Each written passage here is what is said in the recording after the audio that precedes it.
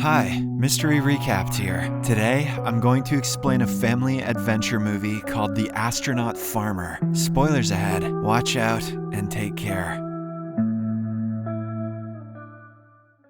The movie opens up with an introduction to our protagonist, Charles Farmer, a middle-aged man living in Texas. His family consists of his wife Audrey, their teenage son Shepard, and their two little daughters. Charles is a former U.S. Air Force fighter pilot and astronaut in training who reluctantly left the space program before he could fulfill his dream of becoming a part of NASA. He did this to take over his family's failing ranch after his troubled father unalived himself. Despite being busy running the ranch, Charles hasn't given up on his dreams of becoming an astronaut. As a result, he has invested every penny he earned to build a rocket in his barn, hoping to travel to space someday, or perhaps to accidentally unalive his whole family. In the next scene, we see Audrey arriving at a diner where she works as a waitress. There, some of the town residents joke about her husband and his unrealistic dream of launching a rocket. This makes her feel very bad, but she ignores them and focuses on her work, which undoubtedly earns her $5 an hour, which goes straight towards that stupid rocket. In the meantime, Charles meets with a man he found online to discuss purchasing fuel. He mentions that his rocket is nearly complete and that all he needs is 10,000 pounds of fuel. This shocks the man, who explains that obtaining such a large amount of fuel is very difficult and will cost a significant amount of money. Following this, Charles goes to meet his friend Arnold, who works as a loan officer at the bank. He requests a loan for his project, but Arnold reminds him that he is already in significant debt. He advises his friend to abandon his unrealistic dream, warning that if he doesn't pay his debts on time, the bank will seize his ranch soon. Charles is disappointed to hear this and leaves without saying anything. His schizophrenia hasn't let him down yet, and he's sure as hell not gonna let him down now. Later, at home, the family sits down for dinner and plays a game in which they say what they will bring if they go to the moon. They then pray together and discuss Charles's plans for traveling in space. It becomes clear that even though everyone is against him, his family believes in him and is extremely supportive. The following day, Audrey's father arrives at the house for a rare visit. When Charles shows him the rocket, he admires the work and supports him. Just then, Charles receives a letter informing him that he has a month to pay his debt or lose his house and ranch. This enrages him so much that he immediately rushes to the bank and throws a brick at Arnold's office. The situation soon escalates and the two get into a heated argument, prompting the cop to intervene. Afterward, the town judge settles the dispute between the two men, and Charles has to apologize for his behavior. He is also required to undergo a psychiatric evaluation for his violent outburst. He later goes to see Beth, who is the town's only psychiatrist. However, Charles doesn't take the session seriously and reminisces about their high school prom when he asked her if she wanted to go to the moon. Beth dismisses it as childish talk, but Charles insists that he is serious about going to the moon and ends the session. Following this, he fetches Shepard from his classroom, stating that he needs an engineer for his project. The teacher mentions that they are studying history, but Charles asserts that he will teach his son how to make history. He then picks up his daughter as well, and they all head to the barn. Charles informs his children that they are part of his project and that they will finish and launch the rocket within a month. He explains that they won't have to attend school, but will study at home to keep up with their education. The kids are riled up by his big talk and immediately agree. The only one who's against the plan is Audrey, but Charles convinces her, assuring her that it's only for a month. Soon, word spreads throughout town that Charles intends to purchase 10,000 pounds of fuel. The FBI also learns of this and sends 2 agents to interrogate him. They soon arrive at the barn to investigate what Charles is up to. The agents are amazed by his invention, but warn him that civilians are not permitted to launch rockets, and the government won't allow it. However, our hero is unwilling to give up and meets with his lawyer friend, Kevin. He explains that he submitted the FAA application 6 months ago, including the entire plan and illustrations, but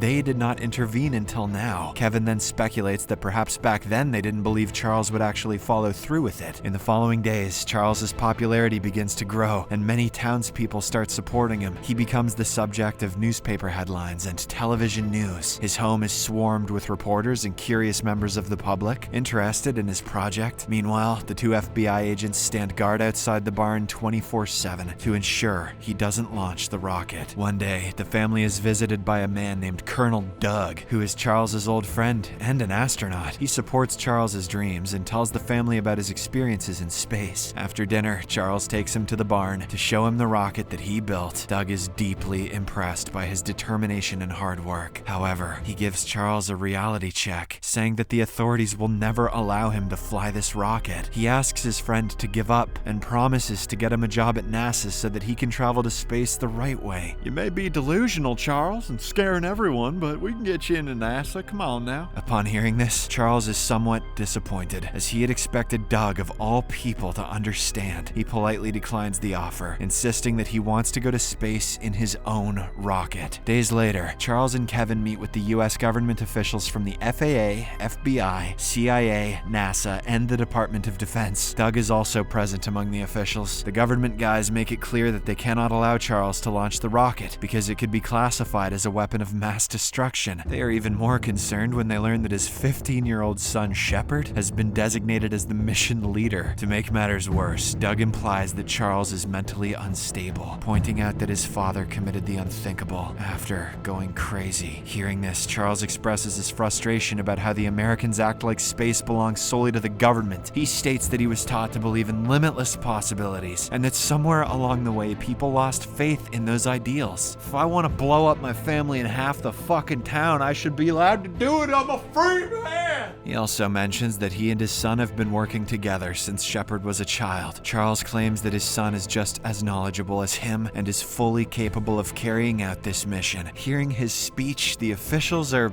unimpressed and state that they will inform him once a decision has been made. Later, while Charles is in the bathroom, the head of the FAA approaches him and firmly states that the government will never permit him to launch his rocket. He warns Charles that if he attempts to proceed, the military will shoot him dead in seconds. Our hero is certainly shaken by the threat, but Kevin reassures him that the man was just bluffing and they can't just kill him like that. Yeah, they can.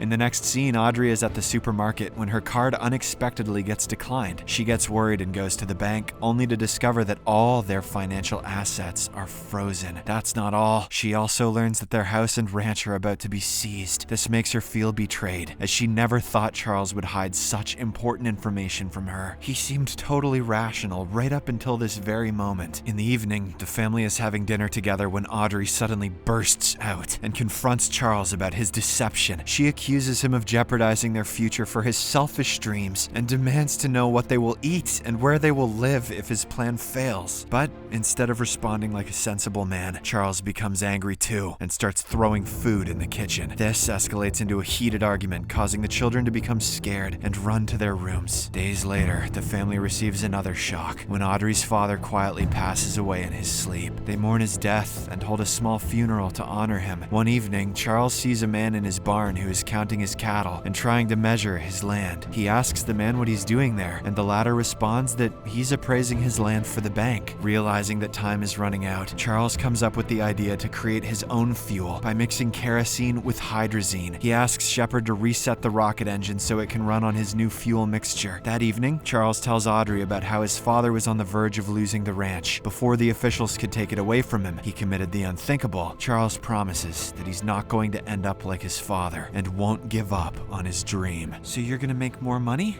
No, I'm gonna launch this goddamn rocket. The next morning, when Audrey wakes up, she finds a letter from Charles, which appears to be a goodbye note. Before she can even process this, a huge blast occurs outside, revealing that the rocket is about to launch. A huge crowd is also gathered to observe this spectacle. Charles then begins to ignite the rocket, despite not having the optimal substitute fuel. However, after ascending only a few feet, the rocket descends back down. He falls over and the rocket skids horizontally, causing a huge explosion. In the aftermath of this incident, Charles is rushed to the hospital. Although he manages to survive, he is in very bad condition and will take a long time to recover. When he wakes up, he feels terrible about what he did, but Audrey doesn't scold him and is simply relieved that he's alive. The scene then shifts to months later, where Charles is gradually recovering, but depressed over the project's failure. He has now completely abandoned his dream dream as he doesn't want his family to suffer again. Meanwhile, Audrey meets with her lawyer, who reveals that her dad has left her an inheritance, including a trust fund for the 3 children and a substantial amount of assets. She then decides to sell everything to repay their debt. In the following scene, Audrey meets with Arnold for the paperwork, and he tells her that she did the right thing. He then starts laughing at Charles for having such silly dreams and endangering his family. Arnold asserts that Charles was never going to achieve his dreams. His harsh words upset Audrey deeply, but she chooses to remain silent. Later, Audrey meets with Charles and gives him all the remaining money she got from the inheritance. Filled with emotion, she explains that the rocket is a part of their family and that all of their children grew up sharing their father's dreams. Audrey claims that without the rocket, they're just another dysfunctional family. But with the rocket, they're a dysfunctional family led by a psychopath. So she urges him to build a new one. This gives Charles the much-needed confidence he had lost, and he's immediately on board with the plan. Starting from the next day, the family begins building another rocket in private. Charles also trains himself to survive in space and goes through several medical tests during this time. After a few months, they finally complete building the rocket, and Charles names it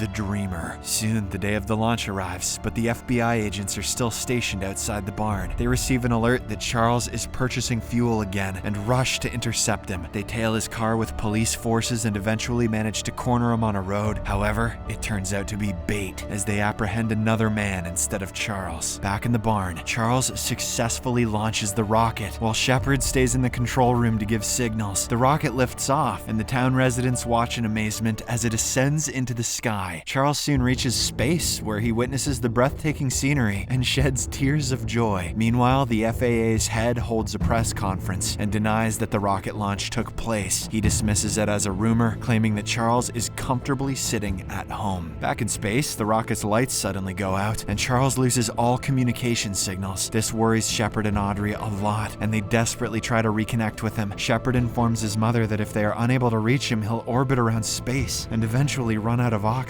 While waiting for his father to contact them, he soon falls asleep in the control room. The following morning, Charles notices his ring floating in space. While attempting to catch it, he discovers the disconnected cables and repairs them. This enables him to re-establish communication and speak with his family. After orbiting the Earth 9 times, Charles finally prepares to return home. He sets the coordinates and safely lands a few miles away from his home, where his family picks him up. In the final scene, Charles is hailed as a hero by people across the country for his remarkable achievement. The movie concludes as he appears on a popular late-night talk show for an interview, while FBI agents watch from the audience and applaud him. The moral of this story is that you should support your family, even if they plan to bankrupt you and kill half the town. Subscribe for more videos like this, turn on notifications, and leave a like to help the channel out. Thank you for watching.